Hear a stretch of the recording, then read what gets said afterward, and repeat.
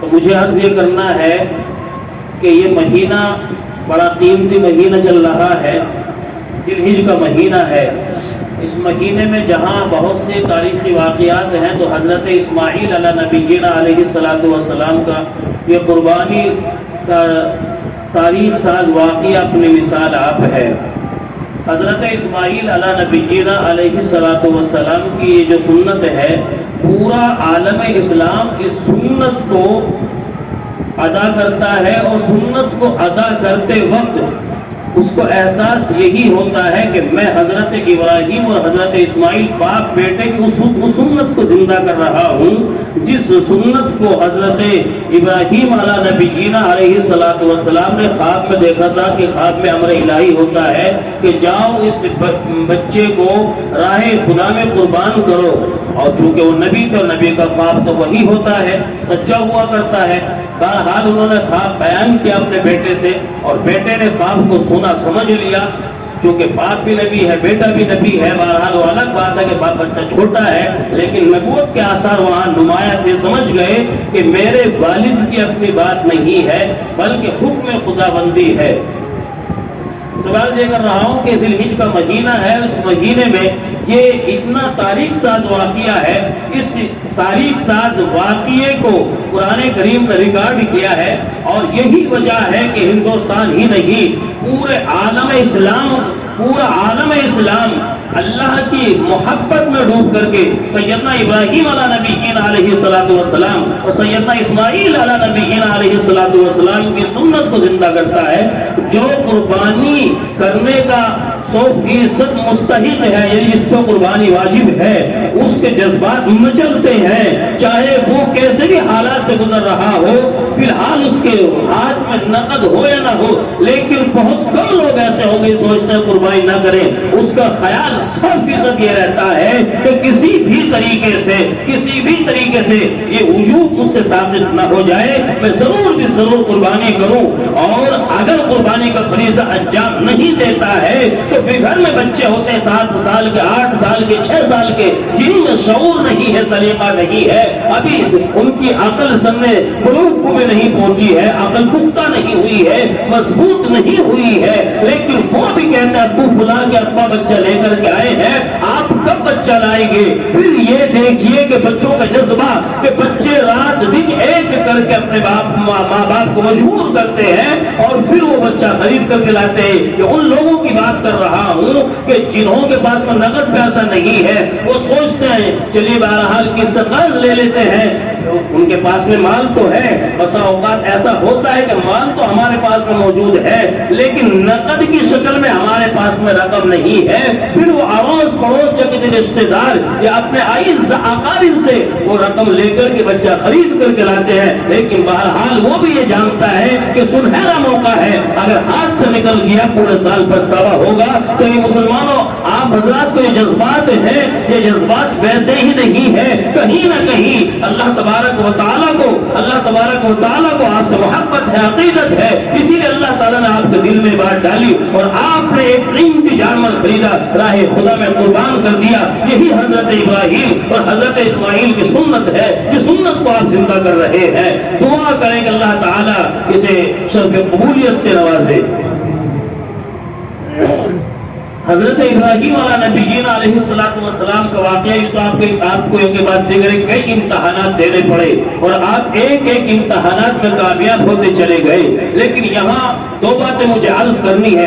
ایک بات تو یہ عرض کرنی ہے کہ حضرت سیدنا ابراہیم کے پاس میں اولاد نہیں ہے اور آہستہ آہستہ آپ کی عمر گزرتی جا رہی ہے، یہاں تک کہ آپ بڑھاپے پہ پہنچ گئے، کس طریقے سے اولاد عطا کی، یہ بات عرض کرنی ہے۔ پھر دوسری بات یہ عرض کرنی ہے کہ جب بچہ عطا کر دیا گیا اور وہ بچہ اس عمر کو پہنچا کہ باپ کے ساتھ دوڑے، تو پھر کس طریقے سے اللہ تعالیٰ نے حکم دے جاؤ قربان کرو، آپ نے بچوں کو لٹایا۔ یہ دونوں باتیں مجھے مختصر وقت میں آپ حضرات کے سامنے بیان کرنی ہے، تھوڑی توجہ کے ساتھ میں آپ حضرات سنیں۔ سیدنا ابراہیم علیہ نبینا علیہ السلام کی جوانی گزر گئی، ابھی تک اولاد نہیں دی اور ابھی تک اولاد نہیں ہے، اور اولاد کے لیے کون تڑپ رہے ہیں؟ اللہ کے محبوب پیغمبر حضرت ابراہیم علیہ نبینا علیہ السلام اور کس کی گود اولاد کی نعمت سے محروم ہے؟ حضرت سیدہ ہاجرہ کی، اور کون ابھی تک اولاد کے لیے تڑپ رہے ہیں؟ یہ اللہ کے محبوب پیغمبر ہے جن کے اولاد میں آقا نامدار صلی اللہ علیہ وسلم کو اس دنیا میں تشریف لے آنا ہے، اولاد کے لیے پریشان ہے، اولاد نہیں ہے، اور وقت یوں ہی گزرتا جا رہا ہے، جوانی گزر گئی ہے، جوانی کے بعد پلٹ کر کے بڑھاپا آتا ہے۔ حضرت ابراہیم علیہ السلام نے اللہ کے حضور رو رو کر کے عرض کیا، اے بارے الہ مجھے نیک صالح اولاد عطا فرما۔ حضرت ابراہیم علیہ السلام اولاد پروردگار سے مانگ رہے ہیں، کبھی سجدے کی حالت میں بیٹے کو مانگ رہے ہیں، کبھی بہرحال ہاتھ اٹھا کر کے رات کی تاریکی میں اللہ تبارک و تعالیٰ کے حضور اولاد کی طلب و طلب لے کر کے اللہ سے سوال کر رہے ہیں، یا اللہ اولاد عطا فرما، اولاد عطا فرما، رب ہب لی من الصالحین، اے پروردگار مجھے نیک اور صالح بیٹا عطا فرما۔ یہاں مسلمانوں قرآن کیوں کہتا ہے کہ بیٹے اور بیٹیاں دینے کا خزانہ اللہ کے پاس ہے، اولاد دینے کا خزانہ رب ذوالجلال کے پاس ہے، اولاد کی نعمت دینے کا خزانہ اللہ کے اعظم کے پاس ہے، کسی فقیر کے پاس نہیں ہے، کسی فرشتے کے پاس نہیں ہے۔ بتاؤ ابراہیم علیہ السلام نے اولاد کا سوال کس سے کیا ہے؟ کسی نبی سے نہیں کیا، کسی فرشتے سے نہیں کیا، کسی شجر اور کسی حجر کے سامنے پیشانی کو جھکا کر کے اولاد کی طلب نہیں کی ہے۔ اولاد کی طلب آپ کے دل میں پیدا ہوئی ہے تو خالص اللہ سے اولاد کو مانگا ہے۔ میرا تیرا عقیدہ اتنا کمزور ہوتا جا رہا ہے، تعویذ کرنے والوں کے پاس میں جا کر کے شہر سکندرآباد کے اندر بھی اس کے دروازے کشادہ کھلے ہوئے ہیں، یہاں بھی یہ دیکھا جا سکتا ہے اگر اولاد نہیں ہے تعویذ والے کے سامنے جا کر کے پیشانی رگڑتے ہیں، حضرت ایسا تعویذ کر دیجئے کہ اللہ تعالیٰ ایک اولاد سے نواز دے۔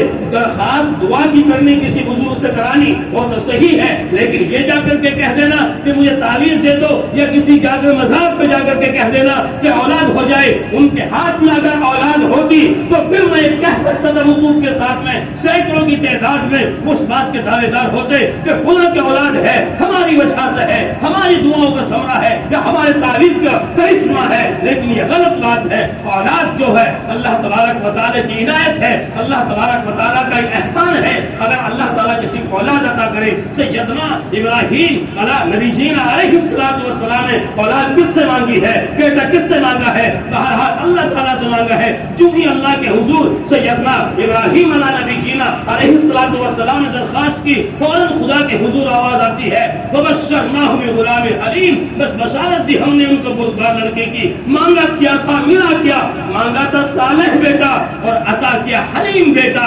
اس لیے خدا کو معلوم تھا کہ صالح کے ساتھ ساتھ اس کو صفت حلیمی سے بھی نوازا جائے گا، کیونکہ اس کو عشق اور امتحان کی ان وادیوں سے گزرنا تھا جو صالح ہونے کے ساتھ ساتھ حلیم ہی برداشت کر سکتا ہے۔ والد سے جدا ہونا، پھر آب و گیا جنگل میں رہنا، سخت محنت اور مشقت کرنا، پھر بھی چھری تلے گردن رکھنا، یہ سب کام ایک ایسے بیٹے کے ہی ہو سکتے ہیں جو صالح ہونے کے ساتھ ساتھ حلیم بھی ہو۔ خدا کے خزانے کی روح سیدنا ابراہیم نبی جینا علیہ السلام نے اس شکل میں لوٹ لی کہ دو دعائیں ایسی مانگی ہے، خدا کے خزانے کی روح لوٹ لی ہے۔ ایک اسماعیل کو مانگا، دوسرے محمد رسول اللہ صلی اللہ علیہ وسلم کو مانگا۔ پہلے والے کو مانگا زمزم والا، اور دوسرے کو مانگا کوثر والا۔ زمزم والا بھی دعائے خلیل ہے، کوثر والا بھی دعائے خلیل ہے۔ زمزم کی تاثیر بھی دیکھو، نہ رنگ بدلا نہ ذائقہ بدلا نہ خوشبو بدلی۔ کوثر کی تاثیر بھی دیکھ لینا، الحمدللہ نہ رنگ بدلا نہ ذائقہ بدلا نہ خوشبو بدلے گی۔ یہ دو دعائیں ایسی مانگی، اللہ کے خزانے کی روح لوٹ کر کے رکھ دی، بیٹا عطا کر دیا۔ اللہ اکبر۔ سیدنا ابراہیم نبی جینا علیہ السلام نے جب اللہ کے حضور بیٹے کی درخواست دی، اللہ تبارک و تعالیٰ بہتر جانتے تھے کہ ہم بیٹا بھی دیں گے، لیکن ایسا فرما بردار دیں گے کہ جو آپ کے ساتھ میں امتحانات میں بچہ بھی کامیاب ہوتا چلا جائے گا۔ بہرحال اولاد عطا کر دی۔ اولاد عطا کرنے کے بعد پھر حضرت ابراہیم علیہ السلام کو اللہ کا حکم ہوا کہ ابراہیم جاؤ اس ماں اور بیٹے کو ایسے مقام پر چھوڑاؤ جہاں نہ چرند نہ پرند، مکان نہ دانا نہ آبادی، بس ایک بے آب و گیا جنگل ہو، میدان ہی میدان ہو، یہاں تک کہ وہاں کوئی چرند بھی نہیں، کوئی پرند بھی نہیں، اور زندگی گزارنے کا کوئی ساز و سامان بھی نہیں ہے۔ حضرت ابراہیم علیہ نبینا علیہ السلام نے اللہ تبارک و تعالیٰ کا حکم سنا اور فوراً اپنی اونٹنی کو تیار کیا اور اس اونٹنی پر سید ہاجرہ کو بٹھلایا اور سید ہاجرہ کی گود میں معصوم سے اسماعیل کو تھما دیا۔ پانی کا ایک مشکیزہ کھجوروں کی ایک تھیلیوں کے حوالے کر کے نہایت خاموشی سے اونٹنی کی نکیل پکڑ کر کے واپس اس مقام کو طرف بڑھ رہے ہیں جس مقام کو حکم دیا گیا تھا، وہاں لے جایا گیا۔ اور وہاں لے جانے کے بعد جب سیدنا ابراہیم علیہ نبینا علیہ السلام نے اپنی عفت مال، اپنی چہیتی شریک حیات پر نگاہ ڈالی تو یوں سوچ کر کے تصور کیا کہ شاید اللہ اس کو صبر دے گا اور یہ صبر کر کے یہاں زندگی گزارے گی۔ ابھی اشاروں سے کچھ نہیں کہا، ابھی ہونٹ بھی نہیں پڑپڑائے، خالی سے نگاہ ڈالی ہے، ادھر اونٹنی کے اوپر نگاہ ڈالی، بیابان جنگل میں چاروں طرف نگاہ ڈالی اور اللہ تبارک و تعالی سے دل ہی دل میں یہ کہہ دیا، یا اللہ میں تیرے حکم کی تعمیل کے لیے ان بچوں کو یہاں لے کر کے آیا ہوں، تو ہی محافظ ہے یا اللہ۔ یوں سوچا دل ہی دل میں اور اونٹنی کی نکیل پکڑ کر کے آہستہ آہستہ بھی واپس روانہ ہونے لگتے ہیں۔ جب حضرت ہاجرہ نے دیکھا اس بے آب و گیا جنگل میں جہاں چرند نہ پرند، مکان دانا نہ آبادی، یہاں کوئی چیز نہیں ہے، زندگی گزارنے کا ساز و سامان نہیں ہے، کسی درخت میں ہریالی کی رمق باقی نہیں ہے، یہاں چھوڑ کر کے جا رہے ہیں تو پیچھے سے حضرت ابراہیم کے کرتے کو یوں پکڑا، دامن کو یوں پکڑا اور پکڑ کر کے سوال کر لیا، کہاں چھوڑے جا رہے ہیں آپ؟ یہاں دانا ہے نہ پانی، یہاں تنہا کیسے رہوں گی؟ چلو میرا نہیں، کم از کم اس معصوم کا سوچا ہوتا جو بڑھاپے میں رو رو کر خدا سے مانگا تھا۔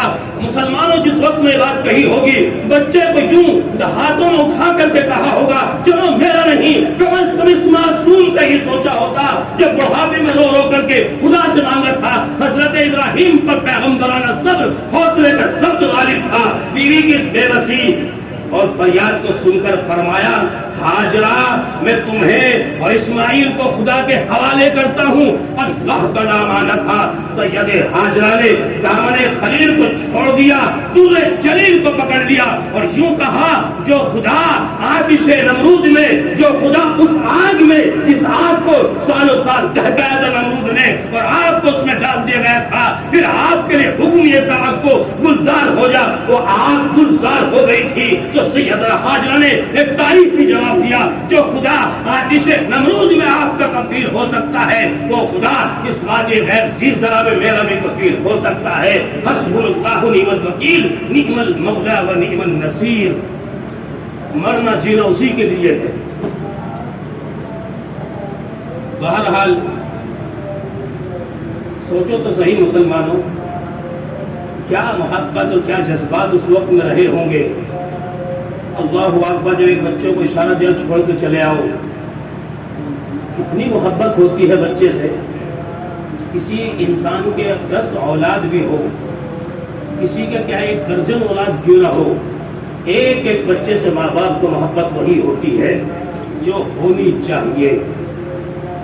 اور وہاں تو اولاد ہی نہیں تھی، رو رو کر کے بڑھاپے میں مانگا تھا اور حکم یہ تھا کہ جنگل میں چھوڑاؤ، جنگل میں چھوڑاؤ، تیرا اور میرا بچہ اگر کہیں اتفاق سے سفر کرتے وقت چھوٹ جائے، چھوٹنے کی دور کی بات ہے، تیرا اور میرا بچہ اگر کسی رشتہ داری میں کہیں چلا جائے تو پھر دیکھیے کہ ہم بار بار ٹیلی فون پر کیسے خبر لیتے ہیں، ایک دن میں 2 دفعہ ٹیلی فون کرتے ہیں کہ بچہ خیریت سے ہے، کہ بچہ کچھ کھا رہا ہے نہیں کھا رہا ہے، لیکن وہاں چاہت کو قربان کر دیا اللہ کے حکم پر، بچے کو چھوڑنے کا حکم دیا کہ جاؤ چھوڑاؤ۔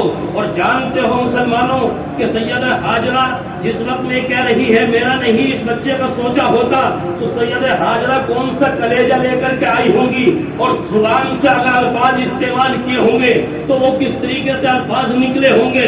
اللہ کی قسم آج یہ واقعہ اگر ہم کتابوں میں پڑھتے ہیں، آنکھیں اشک باری کرنے پر مجبور نہیں بلکہ 100% آنکھوں سے آنسو کی جھڑی لگ جاتی ہے کہ کس طریقے سے جذبات کے ساتھ میں انہوں نے قربانی پیش کی ہے اور بچے کو چھوڑ دیا۔ دیا, بیوی کو چھوڑ دیا اور بظاہر اسباب اور زندگی گزارنے کے نظر نہیں آ رہے ہیں, یہ چھوڑ کر کے چلے گئے اور وہاں کوسوں دور جا کر کے پیچھے مڑ کر کے دیکھا, جب وہ بھی تب مڑ کر کے دیکھا جب یہ احساس ہو چلا تھا کہ میں کافی دور نکل گیا, میری آنکھوں سے اوجھل ہو گئے ہوں گے. شاید حضرت ابراہیم علیہ نبی جینا علیہ السلام نے چند قدموں کے بعد پیچھے مڑ کر اس لیے نہ دیکھا ہو کہ کہیں ایسا تو نہیں کہ حکم خداوندی پورا نہ ہو سکے, کہیں ایسا تو نہیں بیوی اور بیٹے کی محبت غالب نہ آ جائے. دور جا کر کے پیچھے مڑ کر کے دیکھا, ہاجرہ اور اسماعیل آنکھوں سے اوجھل ہو گئے. تو پیغمبر نے اس وادی میں ایک ایسی رقت انگیز درد سوز میں ڈوبی ہوئی دعا مانگی. کروں بیان کس طریقے سے کہ جگر پھٹ گئے, عرش و فرش پر اس کے اثر انگیزی کے اثرات پھیل گئے. یعنی جس وقت یہ منظر آسمان کے فرشتے دیکھ رہے ہوں گے, یہ زمین پر رہنے والے جانور رہنے والے اور ہوا میں اڑنے والے جانور منظر دیکھ رہے ہوں گے, اللہ کی قسم سوچنے پر مجبور ہوں گے کہ آخر یہ کیا ہو رہا ہے. معصوم بچہ ہے, شیر خوار بچہ ہے, ابھی چند دنوں کا بچہ ہے, چھوڑنے کا حکم دے دیا گیا, جاؤ چھوڑ کر کے آؤ. ان کلیوں نے چٹکنا چھوڑ دیا ہوگا, ان ہواؤں نے چلنا چھوڑ دیا ہوگا. وہ چھوڑ کر کے چلے گئے اور وہاں دور جا کر کے سجدہ کیا, اللہ کے حضور دعا کی, ربنا انی اسکنت من ذریتی بواد غیر ذی زرع عند بیتک المحرم ربنا لیقیموا الصلاة واجعل أفئدة من الناس تهوی الیہم وارزقهم من الثمرات لعلهم یشکرون. اے اللہ, میں نے بعض اولاد تیرے محترم گھر کے پاس میں لا کر بسائی تاکہ یہ محترم گھر عبادت گزران توحید سے خالی نہ رہے. بس تو اپنے فضل و کرم سے ان کے لیے زمین کی پیداوار سے سامان رزق مہیا کر دے تاکہ تیرے شکر گزار ہوں. سحر کے وقت ابراہیم نے اٹھ کر دعا مانگی, سکون قلب مانگا, کوئے تسلیم و رضا مانگی. اے مالک, میں عمل کو تابع ارشاد کرتا ہوں, میں بیوی اور بچوں کو یہاں آباد کرتا ہوں. اسی سنسان وادی میں انہیں روزی کا سامہ دے, اسی بے بل سامانی شان سر بہانا دے. الہی, نسل اسماعیل بہتر قوم ہو جائے, یہ قوم ایک روز پابند صلاۃ و صوم ہو جائے. بشارت تیری سچی ہے, تیرا وعدہ بھی سچا ہے, بس تو ہی محافظ ہے. یہ بیوی ہے, یہ بچہ ہے. ابراہیم علیہ السلام دعا مانگ رہے ہیں, چھوڑ کر کے چلے گئے اور حضرت ہاجرہ نے اللہ سے لوح لگائی ہے. ابراہیم کا دل سے تصور نکال دیا, صرف رب ذوالجلال سے لوح لگائی. لیکن بہرحال چونکہ امتحان تھا اور امتحان میں سرخرو ہونا تھا, کامیاب ہونا تھا ان تینوں کو, ماں کو بھی, بیٹے کو بھی, باپ کو بھی. بہرحال زندگی گزرتی رہی, مشکلے سے پانی پیتی رہی اور تھیلیوں سے کھجوریں کھاتی رہی. ایک وقت وہ بھی آیا کہ پانی بھی ختم, کھجوریں بھی ختم, زبان بھی خشک ہو گئی, پریشانی کا عالم بڑھ گیا. اللہ اللہ کر کے ایک ایک لمحہ گزر رہا ہے اور جب شدت پیاس کی وجہ سے دم ٹوٹنے کے قریب ہوا اور دیکھا کہ بچے کو بلکتے تڑپتے اور یہاں چھاتیوں میں دودھ بھی خشک ہو گیا, سوکھ گیا. پوچھو اس خاتون سے جو خاتون اپنے شیرخوار بچے کو دودھ پلاتی ہو, اور جب کھانے کو نہ ملے تو پھر دودھ کہاں سے آئے گا؟ دودھ بھی خشک ہو گیا. اب بچے نے جو ایڑیاں رگڑی ہے, روتے روتے چلاتے بلکتے جب اپنے بچے کو دیکھا, اور ماں جس وقت میں اپنے بچے کو بلکتے دیکھتی ہے, اگر وہ کچن میں بھی کام کر رہی ہے یا گھر کے کسی کونے میں بھی کام کر رہی ہے, لیکن ماں کی نظر, ماں کا ذہن اور ماں کے کان بچے کی طرف ہوتے ہیں. جیسے ہی بچے نے رونا شروع کیا, ماں اپنا کام کاج چھوڑ کر کے فوراً بچے کی طرف پلٹ کر کے آتی ہے. یہ ضابطہ ہے. مسلمانوں سوچو تو صحیح, ایک ماں بچے سے کتنی محبت کرتی ہے اور پروردگار اپنے بندوں سے کتنی محبت کرتا ہے. اگر 70 ماؤں کی محبت کو یکجا کر دیا جائے, اکٹھا کر دیا جائے, جتنی 70 مائیں اپنے بچے سے محبت کرتی ہے, اتنی تنہا رب ذوالجلال اپنے بندے سے محبت کرتا ہے. چھوڑ دو ایک گلے شکوے کرنے کہ کاروبار نہیں ہے، پریشانی کا عالم ہے. مجھے بتاؤ تم کتنا اللہ تبارک و تعالیٰ کو خوش کر رہے ہو، اس کی عبادات میں تم کتنے کھڑے اتر رہے ہو، اس کی کبریائی، اس کی تسبیحات کو کتنا بیان کر رہے ہو، اس کے سامنے رات کی تاریکی میں کتنے سجدے کر رہے ہو، اور اس کی زمین پر رہ رہے ہو، اس کی نعمتوں کا استعمال کر رہے ہو، کتنا اس کا شکر ادا کر رہے ہو. ایک ماں جتنی بچے سے محبت کرتی ہے اللہ کی قسم دنیا کے اعتبار سے بہت زیادہ ہے، لیکن پروردگار اتنی محبت نہیں کرتا، بلکہ رب اتنی محبت کرتا جتنے 70 مائیں اپنے بچوں سے محبت کرتی ہے. اور جب تو رو رو کر کے اللہ سے مانگے گا، کیا اللہ تبارک و تعالیٰ کو تیرے اوپر رحم نہیں آئے گا؟ کیا پروردگار تیری ضرورتوں کو پورا نہیں کرے گا؟ پھر کیوں بے راہی کا شکار اس زمانے میں ہم ہو گئے ہیں؟ آج غیر قوم ہمارے اوپر ہنس رہی ہے، ہمارا استہزاء ہو رہا ہے، ہمارا مذاق اڑایا جا رہا ہے، ہماری مساجدوں کو نشانہ بنایا جا رہا ہے، ہمارے مدارس پر آج نہ جانے کن کن نگاہوں سے، کن کن بری نگاہوں کا شانہ ہے. لیکن ہم نے متعدد مقامات پر یہ بات کہی ہے، ہم یہاں بھی یہ بات دہرا دیتے ہیں. انشاءاللہ العزیز اگر ہمارا ایمان مضبوط ہے، ہماری مساجدیں بھی مضبوط رہیں گی، ہمارے مدرسے بھی مضبوط رہیں گے، ہم ہندوستان میں رہیں گے، پان کے ساتھ میں رہیں گے، اپنے ایمان کے ساتھ میں رہیں گے، قرآن و حدیث کے ساتھ میں رہیں گے، اپنے مدرسوں کے ساتھ میں رہیں گے، اپنی مساجد خانقاہوں کے ساتھ زندہ رہیں گے. ہم یہاں کرایہ دار نہیں ہیں، ہم یہاں حصے دار ہیں. ایک انسان یوں کہتا ہے کہ قربانی تم کیوں کر رہے ہو، اسے جاننا چاہیے یہ حکم خداوندی ہے، اس لیے ہم قربانی کر رہے ہیں. کسی کے خوف کی وجہ سے یا کسی کے ڈر کی وجہ سے یا کسی کے احساسات مجروح ہوں اس کی وجہ سے ہم قربانی کرنا چھوڑ دیں. مسلمان سے قتل برداشت نہیں کر سکتا ہے. ہم ہر حال میں زندہ رہیں گے، احکام شریعت پہ عمل پیرا ہو کر کے زندہ رہیں گے. ورنہ کون سی بات ہوئی ہے ہم مسلمان ہوں، قرآن ہمارے طاقوں میں رکھا ہوا ہو اور حدیث ہمارے ہاتھ میں ہو، باوجود اس کے احکام الہی پابند نہ ہو، پھر ہمارا زندہ رہنا لعنت ہے. ایسا زندہ رہنا کسی کام کا نہیں ہے. بہتر یہ ہے موت کو گلے لگا لیا جائے. مسلمانوں ہم زندہ ہیں ہندوستان میں تو انشاءاللہ ہم شریعت مطہرہ کا پاس و لحاظ کر کے زندگی گزاریں گے، ورنہ پھر جان شہادت کو ہم گلے سے لگا کر کے اللہ تبارک و تعالیٰ کی طرف رجوع کریں گے.